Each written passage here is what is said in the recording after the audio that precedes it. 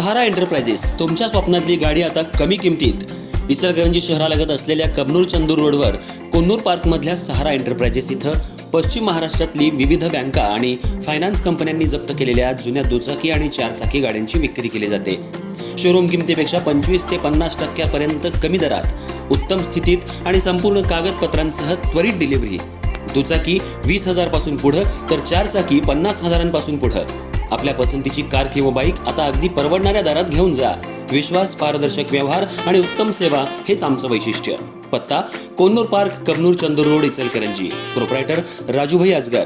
संपर्क 8055810910 आणि 9860785786. सहारा एंटरप्राइजेस, दर्जा, विश्वास आणि बचत यांचं परिपूर्ण ठिकाण.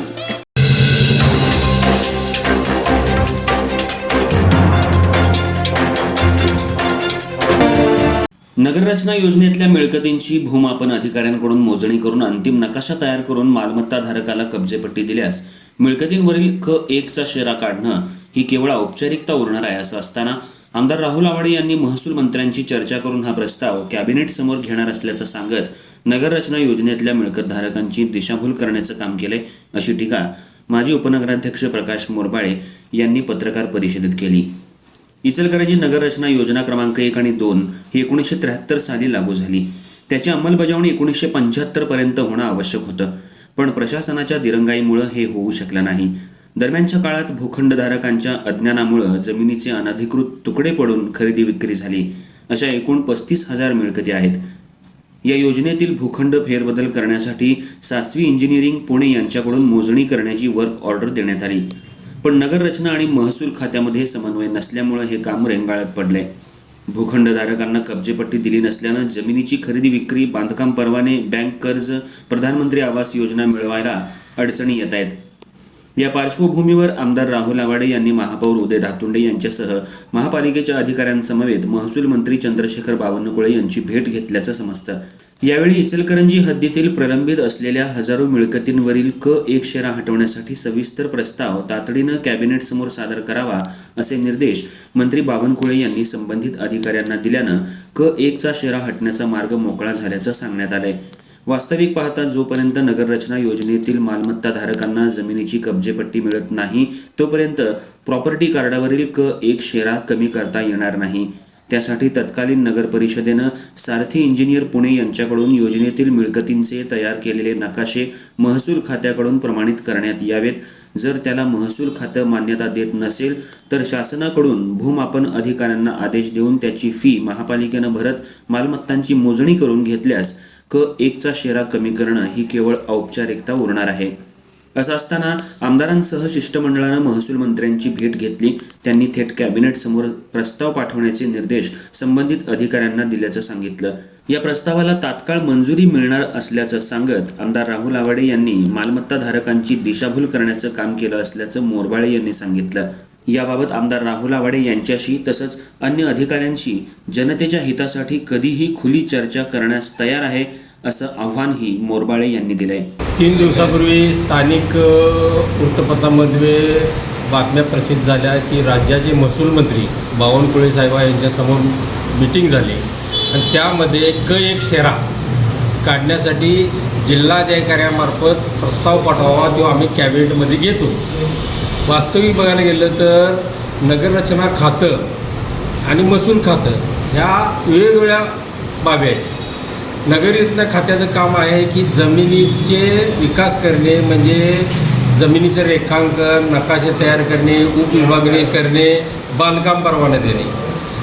आणि जोपर्यंत जागेचा नकाशा तयार होत नाही तोपर्यंत तुम्ही बिगरशिती आदेश प्राप्त करावा लागतो. नकाशा तयार झाल्यानंतर जर नकाशा तुमचा नसेल तर त्या बिगरशिती आदेशचा काही उपयोग नाही आहे.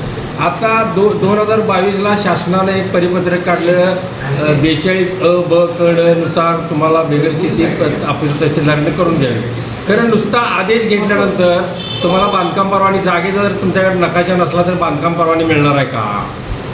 किंवा त्याचा बांधकाम परवाना नाही मिळाला तर तुम्हाला कर्ज प्रकरण होणार नाही, त्याची विक्री करता येणार नाही.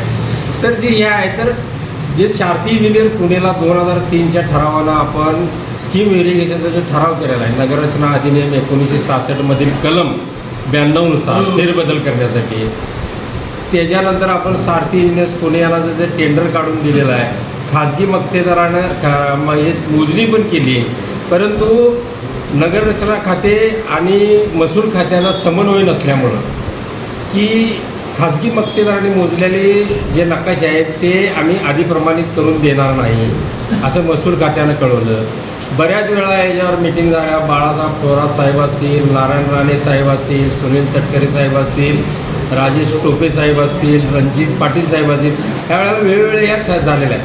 आज नुसतं क1 काढून हा प्रश्न सुटला नाही आणि क1 म्हणजे काय हे मुळात समजावून घेणं फार काळाची गरज आहे.